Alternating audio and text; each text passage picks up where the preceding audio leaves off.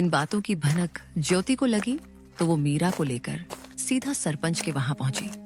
सरपंच जी, हमें आपसे इंसाफ चाहिए था। मेरे माँ बाबूजी की जमीन पर मेरे चाचा जबरदस्ती का दावा कर रहे हैं और आप लोग उनका साथ दे रहे हैं।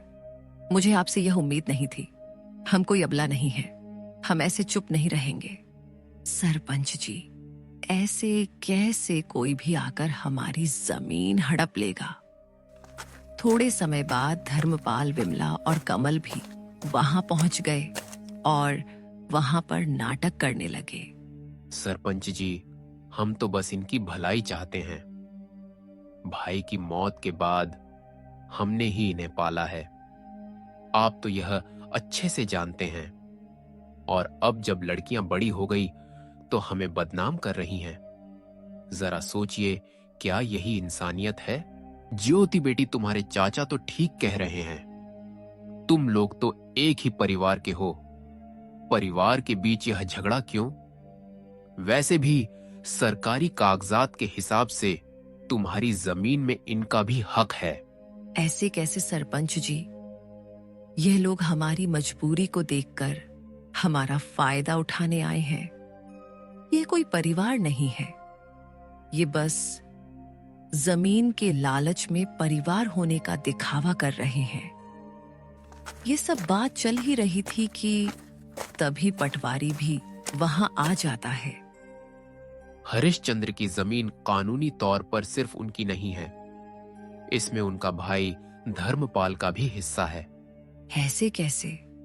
तुम लोग तो बस कागजात के बारे में बोल रहे हो, लेकिन क्या सबूत है कि हमारी जमीन का चाचा जी भी हिस्सेदार है? हाँ, ज्योति बिटिया बात तो सही कह रही है।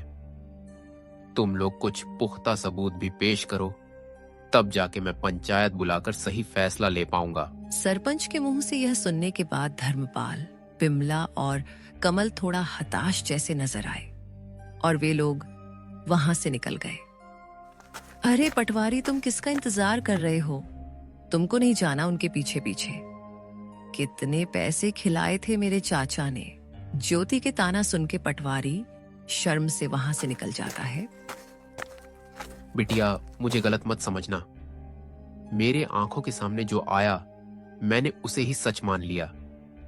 इस बार मैं अच्छे से जांच पड़ताल करके एक नतीजे में पहुंचूंगा। आगे से मैं धर्मपाल के बातों में नहीं आऊंगा।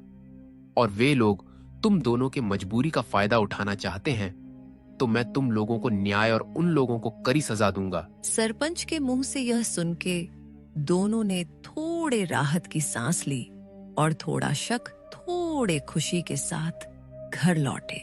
रात होते ही दोनों बहनें फिर से चारपाई में बैठ के बात करने लगते हैं। दीदी, आपको क्या लगता है कि हमारी जमीन हमारे पास रहेगी या फिर हमारे कपटी चाचा चाची को मिलेगी? हाँ मीरा, मैं भी वही सोच रही हूँ। उन लोगों का कोई भरोसा नहीं। वे लोग इतने लालची हैं कि हमारे साथ कुछ भी कर सकते हैं। माँ बाबूजी के जाने के बाद उन लोगों ने अपना असली रंग दिखना शुरू कर दिया है। यही सब चिंता में दोनों बहनों ने मुश्किल से अपनी रात काटी। गांव की हवाओं में हल्की सरसराहट थी। आसमान में बादल थे पर बारिश का कोई नाम ओ निशान नहीं। लेकिन ज्योति और मीरा के मन में बहुत कुछ उमड़ रहा था, जैसे भीतर कोई तूफान उठ रहा हो। घर का आंगन सूना था और बहनों के चेहरों पर चिंता की लकीरें साफ झलक रही थीं। दीदी, आज खेत चलें क्या? वो जो पिछली बार की सब्जियां बची थी, कहीं किसी जानवर ने नुकसान तो नहीं कर दिया होगा? कभी कभी किसी की गाय बकरी आ जाती है और पूरा नुकसान कर देती है। हाँ मीरा, चलो, खेत को देखने से मन भी हल्का हो जाता है।